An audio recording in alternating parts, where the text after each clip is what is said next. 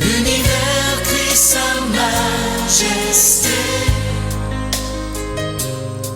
Chantons gloire et puissance, force et louange à l'agneau immolé. À l'agneau immolé. Les ténèbres ont reculé devant l'œuvre de la croix, devant l'agneau immolé et le sang versé pour moi. Tous les anges de sa Amis auditeurs, c'est l'heure de la vérité. Vous êtes en ligne, nous le croyons. Et c'est une joie, une grande joie qui anime notre esprit en faveur de chacun de vous. Nous bénissons vos oreilles et nous prions le Dieu très haut, le Père trois fois saint, de vous accorder la révélation de son esprit, la révélation de Jésus-Christ. Car l'heure vient et elle est déjà à nos portes où le Seigneur viendra à nouveau et lui-même montrera à quel point son amour qu'il a manifesté à la croix pour nous reste encore en vigueur. C'est un amour éternel. Le Dieu des cieux nous a apporté tout l'amour qui de tout temps se suffit pour nous positionner et nous repositionner au cœur de son plan. Cet amour est tel que le Très-Haut ne saurait plus jamais se débiner de sa promesse. Il ne l'a jamais fait. Il ne tournera pas et ne détournera pas son regard de ses petits-enfants. Car la voie qu'il a frayée pour nous au travers du sang de son Fils, cette voie reste à découvert. Cette voie est encore disposée pour que nous entrions une fois pour toutes dans le sanctuaire de Dieu. Nous venons humblement vous annoncer que le temps est très très avancé et que nous ne devrons plus tarder ni traîner nos pas. Son amour nous appelle à entrer en alliance avec lui au moyen du sang qu'il a versé à la croix. Dieu a fixé un jour pour notre entrée dans le repos. Et le jour qu'il a fixé, c'est aujourd'hui. Dieu t'attend aujourd'hui. Dieu m'attend aujourd'hui pour que j'entre dans le repos éternel, dans la félicité éternelle. L'éternité, quoique mystérieuse pour beaucoup, deviendra accessible pour ceux qui ont la révélation de Jésus-Christ crucifié. Ce qui est l'ennemi premier de l'homme, c'est ce que nous avons commencé par vous montrer. Cet ennemi premier, avec tout le déguisement que le malin utilise, cet ennemi premier a réussi et réussit encore avec brio à détourner l'homme des voies saintes, des voies sacrées de Dieu. Comprenons, bien-aimés, que lorsque nous parlons des dérives, lorsque nous parlons de l'apostasie, qui est simplement le renoncement du Christ, nous renonçons à la seule voie de salut que Dieu a préparée et mise en exécution pour que nous trouvions le repos pour nos âmes, pour que l'homme ait maintenant accès à la nature de Dieu, pour que nous puissions maintenant hériter la nature que Dieu veut que chacun de nous puisse hériter. Nul ne peut entrer dans le royaume de Dieu s'il ne naît de nouveau. Cette nouvelle naissance dont parle le Seigneur, et il l'adresse à ceux qui sont les premiers, les responsables de la loi, et qui sont les enseignants, les scribes, ceux qui connaissent la loi et qui l'enseignent au peuple. Si le Seigneur communique ce message de manière simple et terre à terre aux grands et aux chefs religieux, cela montre qu'il juge la religion et il met la religion à nu. Et il montre que la religion ne peut et ne saurait apporter le salut, la liberté d'esprit à ceux qui sont officiants et ceux qui participent au culte religieux. Maintenant, le Christ est le seul qui peut apporter cette liberté, et il réserve cette liberté d'esprit qu'il nous communique afin que nous puissions nous approcher de Dieu et librement communiquer avec lui, librement partager sa nature, librement communier avec lui et jouir du bonheur de sa présence. Les dérives telles que nous avons commencé à vous les montrer sont multiples et à un point tel que nous devons comprendre les ruses du malin et la façon dont le malin a réussi à entraîner les hommes dans la déchéance, dans la fausseté et dans la dissimulation des choses sacrées, au point que l'on a érigé la fausseté à la place de la vérité. Nous avons montré dans la prophétie de Daniel, au chapitre 7, nous allons vous relire ce texte, le verset 21 au verset 27.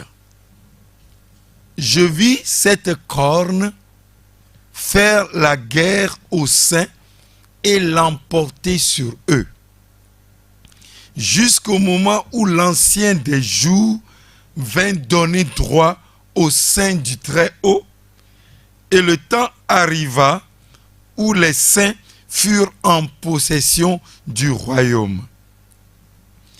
Il me parla ainsi. Il continue à donner l'explication. La corne dont il est question, c'est la petite corne qui, selon la bête, nous parlions de la bête, la quatrième bête, qui était manifestement la représentation du royaume de Rome. Et donc, cette quatrième bête avait 10 cornes. Et les 3 derniers cornes sur les 10 étaient appelés à disparaître à la place d'une petite corne naissante entre les 3. Et cette petite corne, c'est elle qui est destinée à faire la guerre aux saints et à l'emporter sur eux. Et il va l'emporter sur eux pendant une période, jusqu'au moment où l'ancien des jours, Atik Yomin, qui est le très haut, le créateur de toutes choses, celui qui règne et contrôle l'univers, il a son règne qui s'élève au-dessus de toutes choses et qui a le contrôle sur toutes choses. Et donc, quand le Très-Haut viendra, il va donner droit aux saints et les saints, en ce temps-là, auront la possession du royaume. Il continue, il dit, il me parla ainsi. Le 4e animal, qui est un 4e royaume, existera sur la terre, différent de tous les royaumes, et il dévorera toute la terre, la foulera et la brisera. Les 10 cornes, ce sont 10 rois qui s'élèveront de ce royaume. Un autre s'élèvera après eux et il sera différent des 10 premiers et il abaissera 3 rois. Il prononcera des paroles contre le Très-Haut. Et c'est de cette petite corne dont il est question.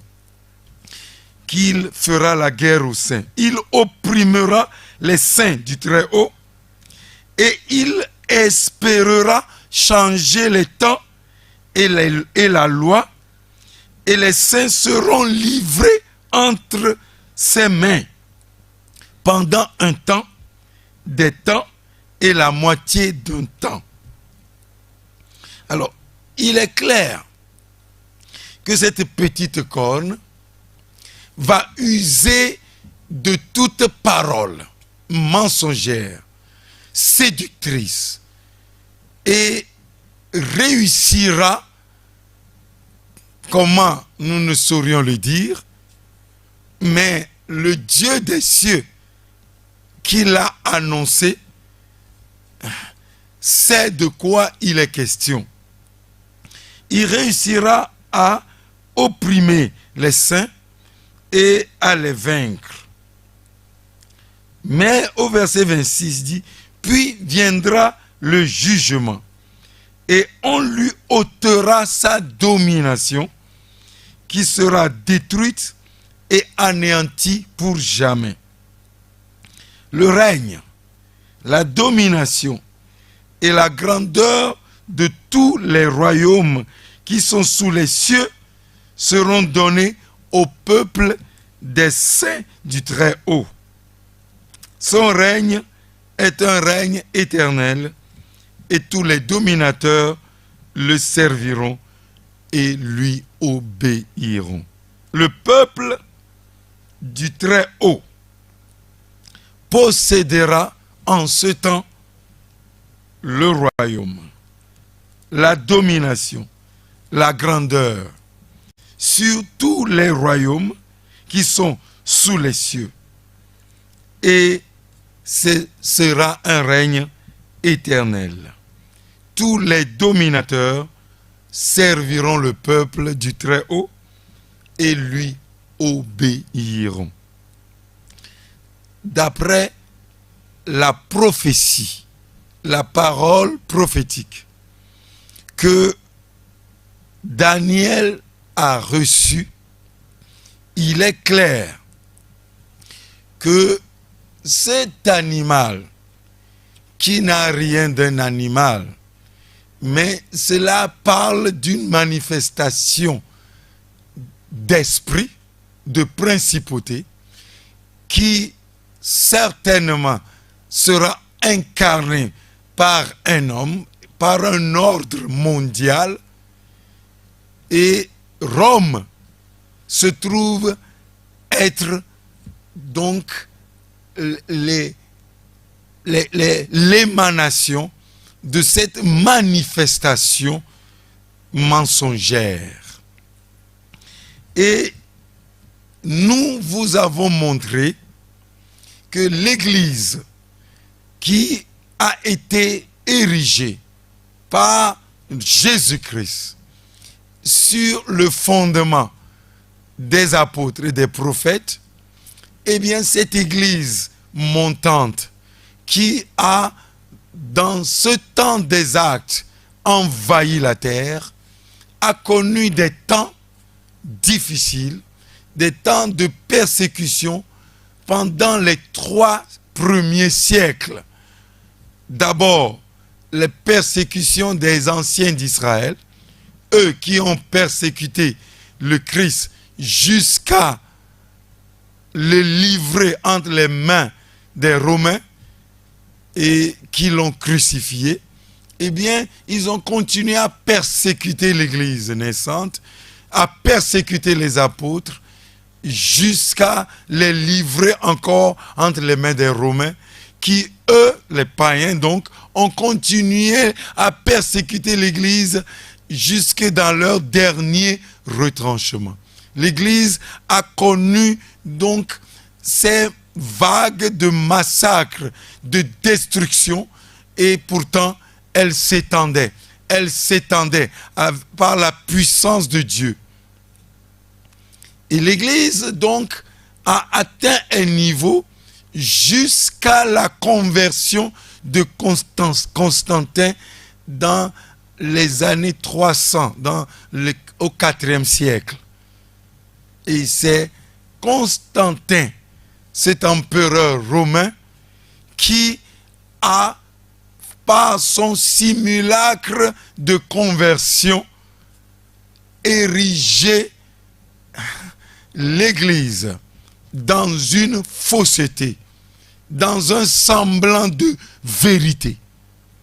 Et nous en parlerons et nous vous montrerons les récits, les écrits historiques sont là. Et nous pouvons vous le confirmer par ces écrits. Car l'histoire l'a montré que beaucoup pensaient que Constantin était converti et avait une conversion authentique.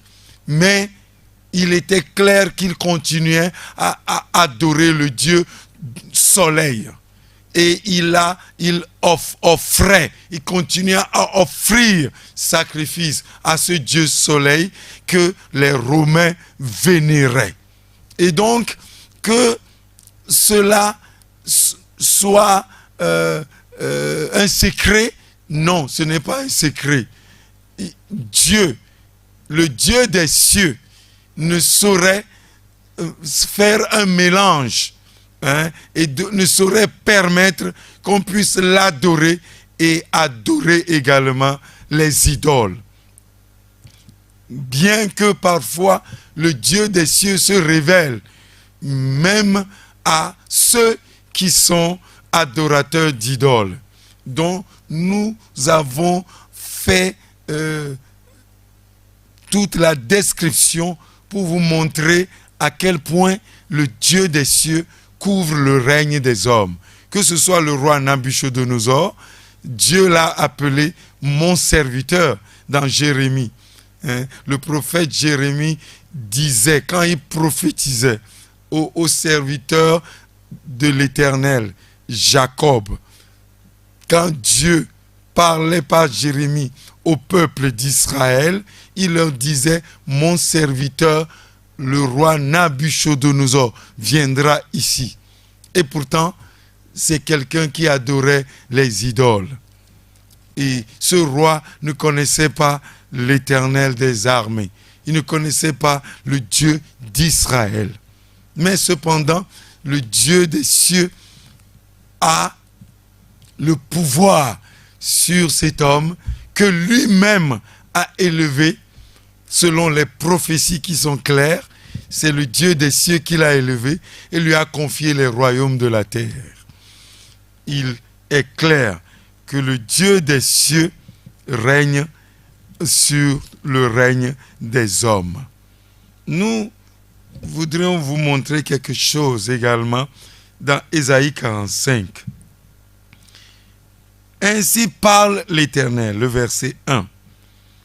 Ainsi parle l'Éternel à son oint, à Cyrus, qu'il tient par la main pour terrasser les nations devant lui et pour relâcher la ceinture des rois, pour lui ouvrir les portes afin qu'elles ne soient plus fermées. Je marcherai devant toi, j'aplanirai les chemins montueux, je romprai les portes des reins et je briserai les verrous de fer. Je te donnerai des trésors cachés, des richesses enfouies, afin que tu saches que je suis l'Éternel qui t'appelle par ton nom, le Dieu d'Israël.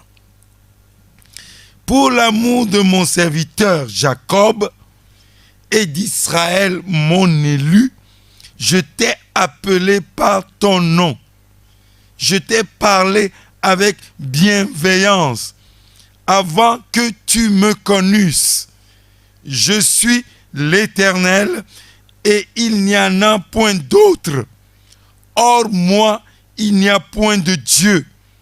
Je t'ai saint avant que tu me connusses. C'est afin que l'on sache du soleil levant au soleil couchant que hors moi, il n'y a point de Dieu. Je suis l'Éternel et il n'y a point d'autre. Je forme la lumière et je crée les ténèbres. Je donne la prospérité et je crée l'adversité. Moi, l'Éternel, je fais toutes ces choses. Peuple, prêtons oreille. Dieu, par le prophète Ésaïe, depuis les années 700, a annoncé qu'il va paraître un roi. Dans les années 500 à 1500 avant Jésus-Christ, qu'il va paraître un roi appelé Cyrus.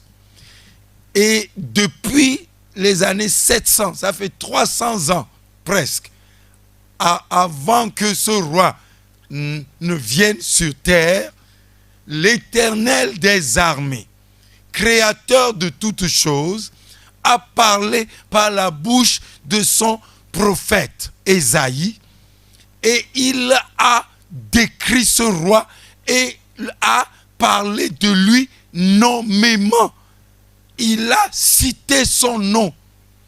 C'est là le mystère de la prophétie qui annonce des choses des dizaines, des centaines d'années auparavant, et quand les temps arrivent, de telles prophéties s'accomplissent. Et Ésaïe, cet homme humble, bien que appartenant à la cour des rois, eh bien, cet homme qui s'est effacé et qui s'efface a reçu de l'Éternel des paroles claires et il les a annoncées. Il dit, Cyrus mon oint.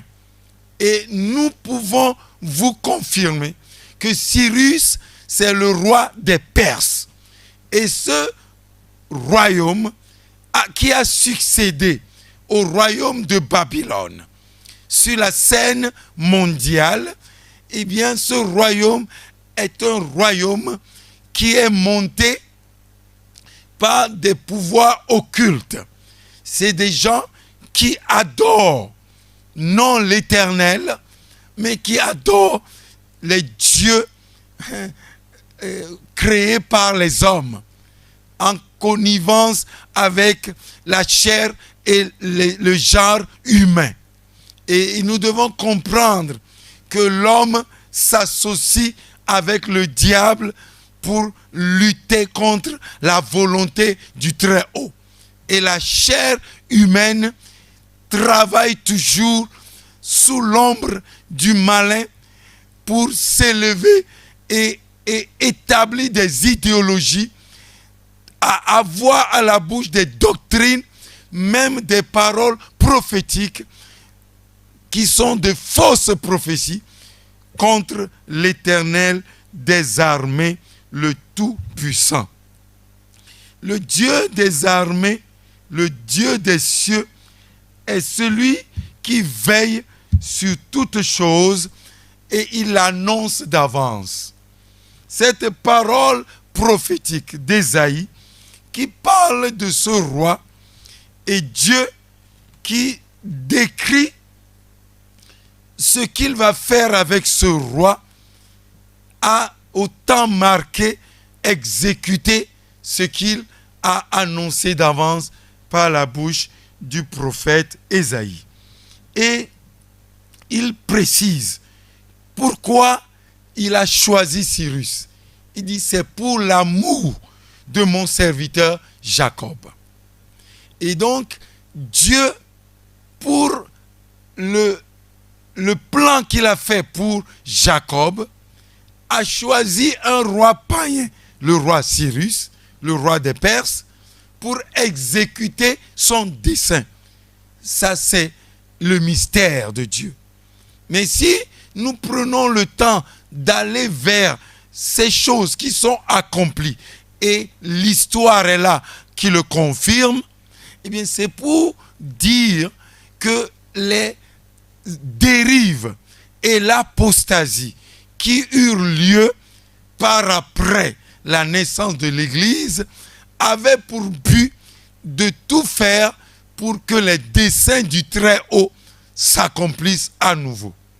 Car l'Éternel, le Dieu des cieux, par la bouche du prophète Daniel, que nous venons de vous lire, a annoncé d'avance que cette corne-là, qui est une manifestation d'esprit mensonger, va tout faire pour vaincre les saints du Très-Haut.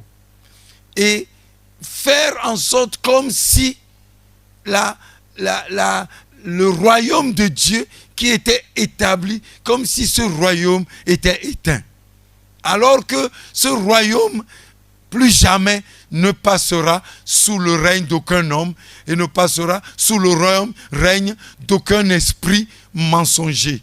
Car la vérité est déjà proclamée et c'est Christ Jésus la vérité.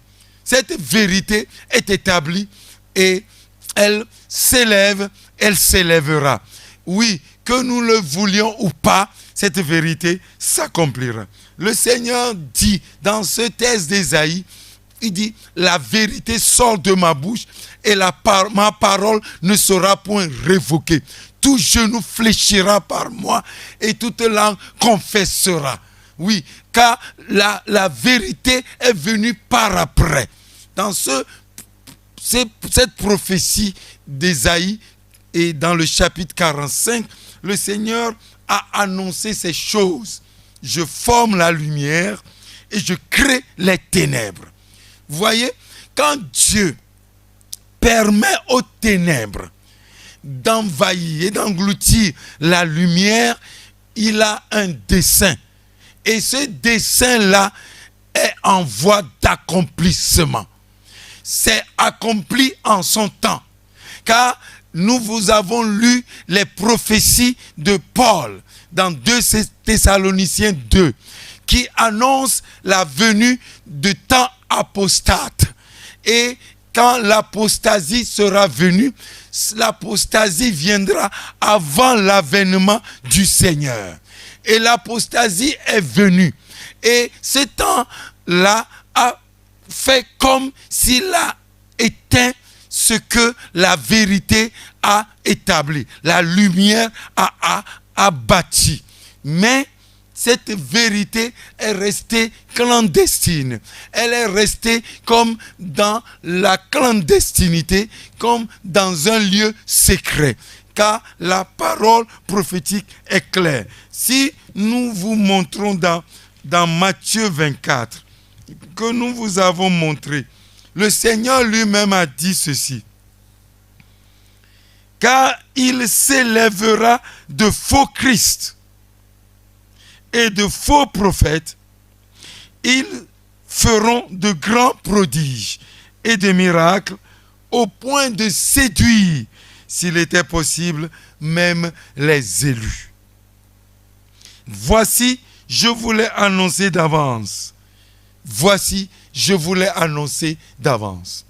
Et vous comprenez que la prophétie de Daniel se trouve être confirmée par ce que le Seigneur Jésus a dit. Lui-même, dans le verset 15, avait déjà dit, c'est pourquoi lorsque vous verrez l'abomination de la désolation dont a parlé le prophète Daniel, établi en lieu saint, que celui qui lit fasse attention, et le Seigneur confirme que ces choses devraient arriver.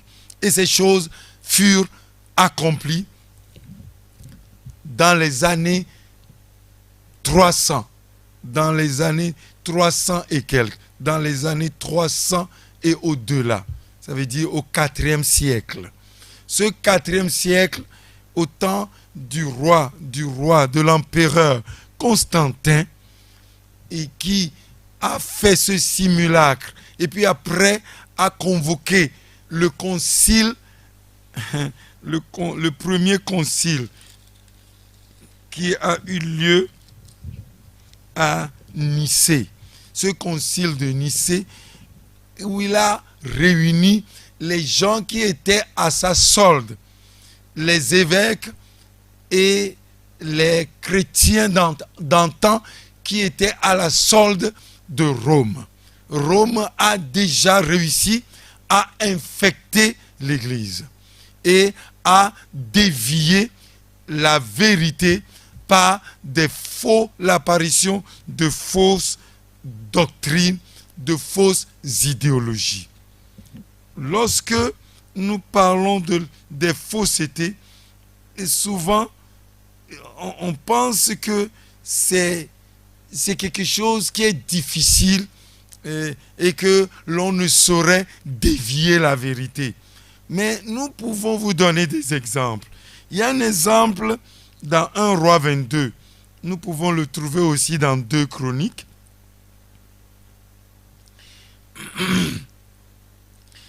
Nous lisons ce texte de 1 Roi 22 à partir du verset à partir du verset 22.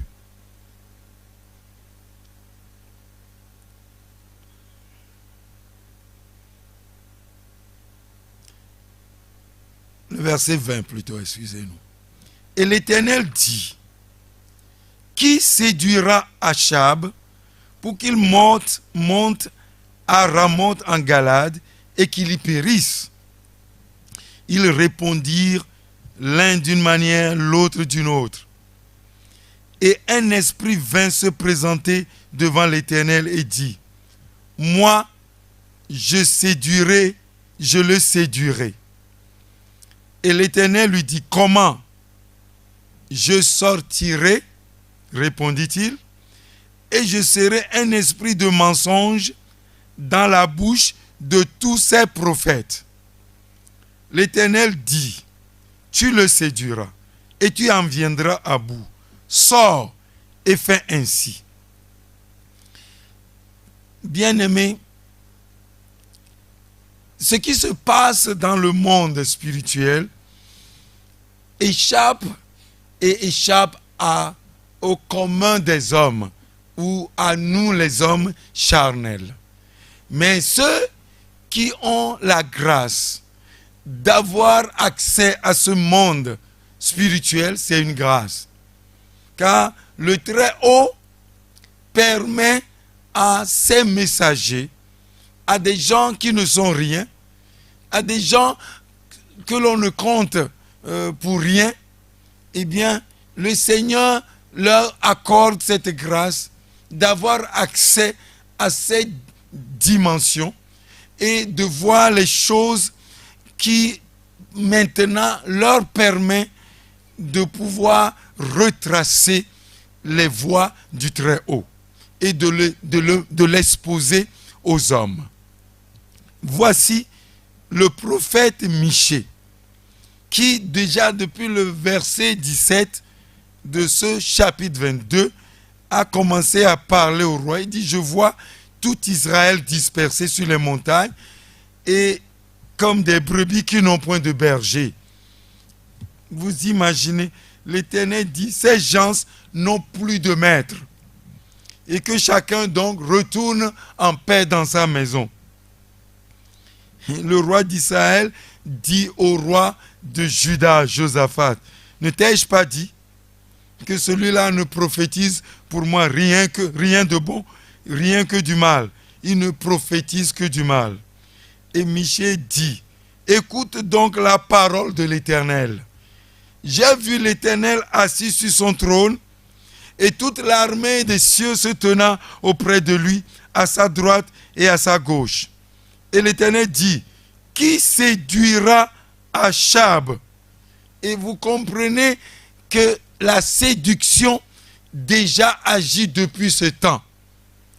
Et vous comprenez, quand la séduction bat son record, eh bien, il peut se servir des gens qui se disent même prophètes de l'Éternel et se servent des gens qui se disent hommes de Dieu.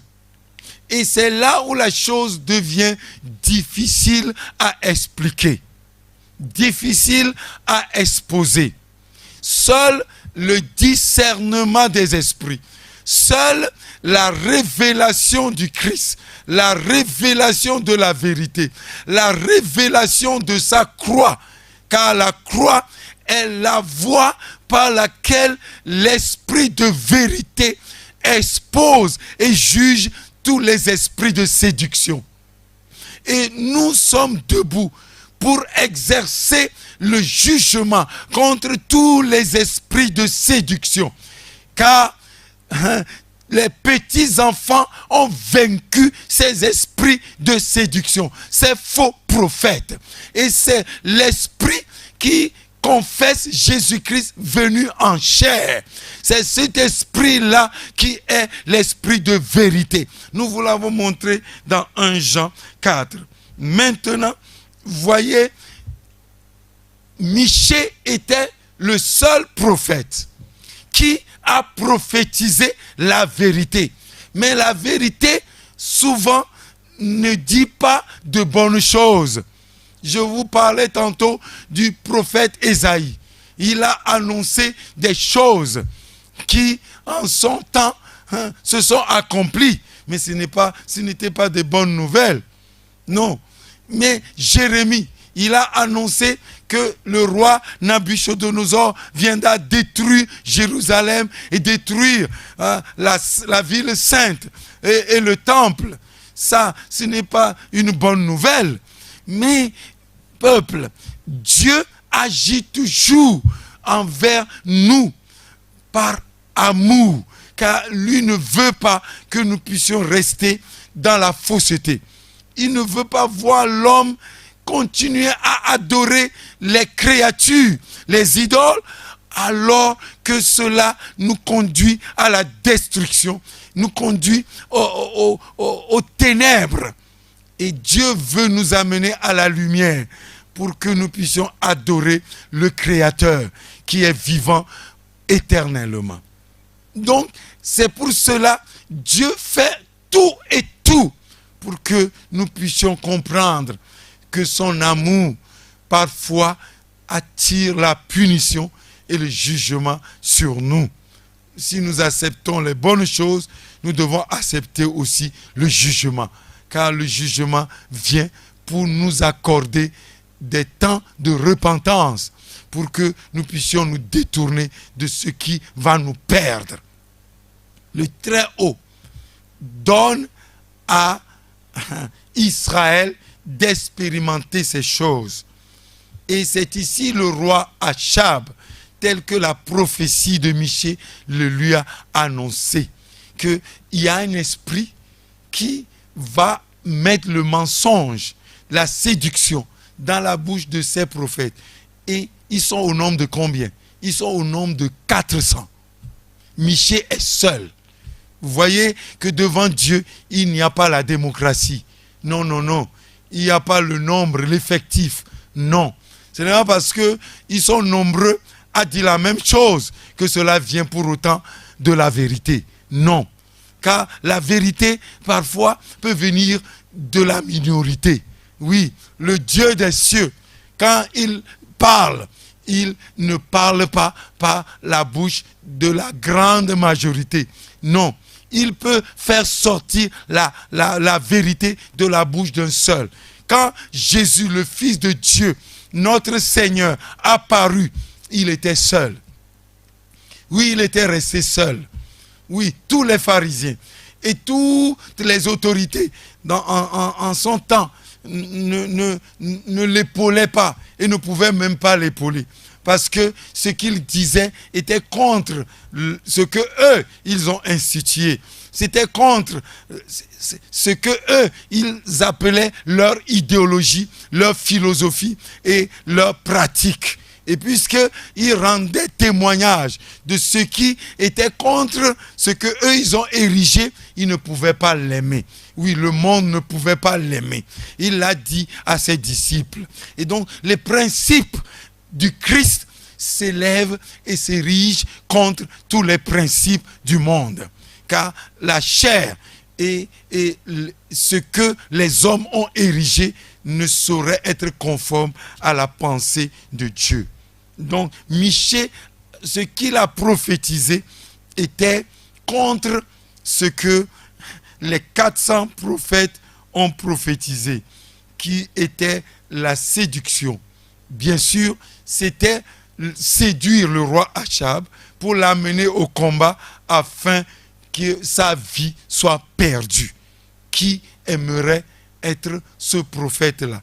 Quand Michée a prophétisé et qu'il a annoncé cela, eh bien, il y a un de ceux qui sont parmi les 400 prophètes qui s'est dressé contre Michée pour dire, mais d'où est sorti l'esprit de moi pour venir te parler que c'est du mensonge? Et Michée lui répond que si le jour où cette parole s'accomplira, tu vas aller de maison en maison cherchant un abri et tu ne le trouveras même pas. Vous savez, lorsque la vérité sort, ça expose et met à nu le mensonge et la séduction. Et l'Éternel, le Dieu des cieux qui a parlé, mettra clairement en exécution ce qui est sorti de sa bouche. Vous voyez, sa parole jamais ne passera. Sa vérité sera toujours exécutée. Il nous appartient, peuple, de nous incliner pour laisser la vérité de la croix parler au cœur de chacun de nous. Le Dieu des cieux invite tous les cœurs à recevoir la vérité de l'évangile, qui est le Christ crucifié, et à nous soumettre à la croix, à mettre de côté la chair, à ne plus faire confiance en la chair. Mais voici, lorsque nous faisons confiance à la chair, eh bien, nous devenons des incirconcis qui marchent, qui servent selon la chair. Nous devenons des mauvais ouvriers. Nous devenons les gens qui sont comme des chiens. Et lorsqu'on parle des chiens, on parle de ceux qui sont retournés à ce qu'ils ont vomi. Ce n'est pas une insulte. Nous n'insultons personne. Mais nous disons la vérité. Et nous disons que la loi elle ne peut pas sauver. Nous disons que la première alliance, nous l'annonçons à nos frères juifs et à tout Israël. La première alliance ne peut pas obtenir et nous communiquer le pardon divin, puisque le pardon ne relève pas de la première alliance. Le pardon relève de la croix, parce que la croix est le lieu où Dieu a trouvé une rançon. Dieu a trouvé une victime expiatoire à ta place, à ma place, à la place des Juifs, à la place des nations. Car c'est pour cela que Ésaïe a prophétisé. Consolez, consolez mon peuple, dit votre Dieu. Criez à Jérusalem et dites à son cœur que l'Éternel, que ses péchés, son iniquité a été expiée, qu'elle a reçu de la main de l'Éternel au double de tous ses péchés. Ça, c'est la consolation, le temps de consolation en Jésus-Christ et par le sang de sa croix que l'Éternel annonce aux Juifs, qu'il annonce encore par nos faibles voix insignifiantes. Oui, que Juifs et Grecs entendent la voix du Très-Haut. Oui, le Juif, il cherche les miracles. Oui, le grec cherche la sagesse, il cherche la connaissance. Mais nous prêchons Christ crucifié, qui est scandale pour les Juifs et bien sûr la folie pour les païens. Mais nous croyons qu'elle est puissance et sagesse de Dieu pour ceux qui croient tant juifs que grecs. La croix, bien-aimés, reste la seule voie de la vérité par laquelle Dieu veut réconcilier tout homme avec lui-même. Si la réconciliation appelle les Juifs à faire un avec le cœur de Dieu, appelle les Grecs à faire un avec la pensée de Dieu, eh bien, il n'y a plus donc de Juifs à part, il n'y a plus de Grecs à part, il n'y a plus d'hommes ou de femmes à part, il n'y a plus de libres ou d'esclaves à part. Tous nous formons un seul corps en Jésus-Christ. Et la chair, c'est elle qui divise, c'est elle qui sème le trouble. Bien-aimés, toutes ces manifestations d'esprit se sont accomplies et continuent de se manifester. N'oubliez pas, nous reviendrons là-dessus. Dans Galates, il est mis l'accent sur quelque chose d'important. On a dit dans Galates que les œuvres de la chair sont évidentes. Et on a cité parmi les œuvres de la chair, ça veut dire les œuvres de la nature humaine. On a cité parmi les œuvres de la chair, entre autres, on a mis la magie, ou dans d'autres versions, la sorcellerie. Ça veut dire la pratique des esprits sorciers. C'est une pratique de l'âme. C'est une pratique au niveau de l'âme. Les gens exercent leur âme à pratiquer de la sorcellerie et à laisser libre cours aux esprits démoniaques de faire un avec la chair humaine, avec l'âme de l'homme pour se dresser contre le Très-Haut, se dresser contre la vérité. Et c'est écrit, cela est écrit. Lorsque nous vous avons montré que lorsqu'on parle du roi de Babylone, ça se réfère à le roi Nabuchodonosor, mais ça reflète également l'entité spirituelle, la principauté qui est derrière ce roi. Et cette entité spirituelle continue d'exercer son influence même après la mort du roi Nabuchodonosor. Nous vous avons donné l'exemple du roi de Perse, oui, le prince de Perse, et le chef de ce royaume de Perse, oui, que ce soit Cyrus et le roi Cyrus ou tous ceux qui vont venir après lui, eh bien, il y a une manifestation d'esprit derrière. Et quand souvent on parle de la loi des Perses et des Mèdes, les Mèdes, le roi Darius, qui est le roi des Mèdes, ces rois sont toujours érigés et qui montent sur l'échiquier international par l'influence d'un esprit, une entité spirituelle qui est derrière.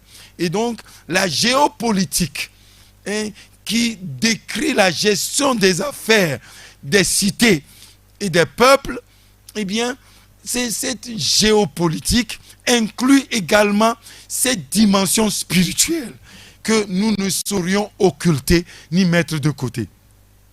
Les temps nous donneront de vous confirmer davantage ce que le Seigneur a pris le temps de vous révéler. Et nous sommes là pour montrer au peuple que le temps de la connaissance, des manifestations de ces esprits est arrivé. Puisque le Christ a jeté la lumière dans notre esprit et il veut jeter la lumière dans l'esprit de tous ceux qui acceptent de venir à la croix. Nous ne sommes plus selon l'homme, selon la chair, et nous ne marcherons plus selon l'homme naturel. Nous marcherons selon l'esprit, et l'esprit de la vérité lui-même nous frayera la voie pour une adoration selon l'esprit. Et le Seigneur agit et agira de manière à ce que ces choses soient accomplies en leur temps. Dans Apocalypse chapitre 13,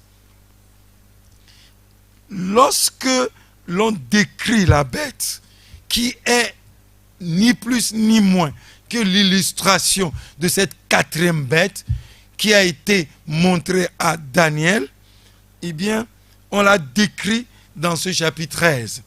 Et l'on a signifié dans le verset 5, et il fut donné une bouche qui proférait des paroles arrogantes et des blasphèmes, et il lui fut donné le pouvoir d'agir pendant 42 mois. Et elle ouvrit sa bouche pour proférer des blasphèmes contre Dieu, pour blasphémer son nom et son tabernacle et ceux qui habitent dans le ciel et ceux qui habitent dans le royaume de Dieu. Et il lui fut donné de faire la guerre aux saints et de les vaincre. Et vous voyez la conformité avec la prophétie de Daniel. Et il lui fut donné autorité sur toute tribu, tout peuple, toute langue et toute nation. Et tous les habitants de la terre l'adoreront, ceux dont le nom n'a pas été écrit dès la fondation du monde dans le livre de vie de l'agneau qui a été immolé. Si quelqu'un a des oreilles, qu'il entende. Bien-aimés, nous parlons des dérives et nous prenons à témoin l'esprit de vérité qui est toujours à l'œuvre, qui est encore là, en train de planer. Le Christ est vivant et il est vivant pour confirmer que le règne qu'il est venu établir il y a 2000 ans, ce règne ne passera pas. Ce règne est éternel. Ce règne, rien ne peut l'éteindre. Oui. La question, c'est de savoir comment, pourquoi Dieu permet, pourquoi le Très-Haut a encore permis que l'on puisse faire la guerre aux saints et les vaincre. Bien-aimés, nous voulons simplement vous faire voir ceci. Il est clair que le Dieu des cieux, il fait tout pour donner une chance, une égalité de chance, une égalité de grâce à tous les peuples et à toutes les nations. Pour qu'il n'y ait pas un seul parmi les peuples et les nations de la terre qui puisse dire: l'Éternel, Dieu, tu as été injuste envers nous. Tu nous as caché la vérité. Peuple, je vous dis le cœur de Dieu. Car le Dieu des cieux ne fait acception de personne. N'est-il pas le créateur de tout l'univers? Il est le créateur de tous les peuples et de toutes les nations. C'est lui qui, en Abraham, a fait cette promesse. Toutes les nations de la terre seront bénies en toi. Il choisit Abraham. Et par Abraham, il veut étendre la promesse à toutes les nations.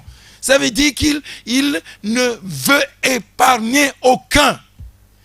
Ceux qui luttent pour la religion, car l'esprit religieux crée toujours le conflit.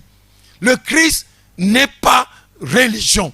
Il n'a pas amené la religion. Le Christ est la vérité et il a annoncé l'unique vérité. C'est que Dieu veut maintenant réconcilier les cieux et la terre et les réconcilier en un seul. Le Dieu des cieux veut maintenant oublier les temps d'ignorance, les temps où les hommes se sont rebellés contre lui. Le Dieu des cieux veut pardonner aux hommes leurs offenses. Le Dieu des cieux veut témoigner son amour. Peuple, nous vous annonçons le cœur de Dieu. C'est exactement comme ce que Dieu a dit à Abraham quand il lui annonçait ton peuple sera esclave sur une terre étrangère pendant 400 ans. Et pourquoi? Parce que les nations qui sont sur la terre que je veux te donner, leur péché n'a pas atteint le niveau pour que je puisse les détruire. Et vous comprenez? Parce que Dieu ne veut pas détruire certains juste pour les détruire. Non. Vous comprenez que le Dieu des cieux met en exécution son plan de manière à ce que les peuples et les nations aient la même l'égalité de grâce et de chance, ce que nous appelons grâce. Mais nous l'appelons chance pour exprimer la miséricorde et la compassion divine. Nous reviendrons sur ces dérives et nous allons continuer à vous montrer que le cœur de Dieu veut que tous les hommes soient sauvés et parviennent à la connaissance de la vérité. Nous mettons la main sur toute hérésie. Nous proclamons la fin des adorations, des fausses adorations. La puissance de la vérité agit et agira pleinement. Nous nous adressons à vos cœurs et le Père, le Dieu Tout-Puissant, est prêt à vous éclairer et à vous révéler la profondeur de ce que vous entendez. Rejoignez-nous hors antenne sur 96 84 03 03. Vous êtes bénis. À la prochaine. Bye bye.